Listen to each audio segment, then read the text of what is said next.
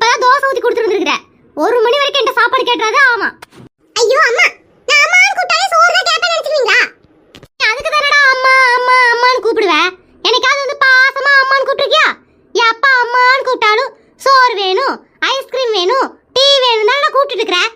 சரி சரி, அது என் தலையெழுத்து. அதை விட இப்ப எனக்கு கூப்பிட்டுருக்க, அதை சொல்லு.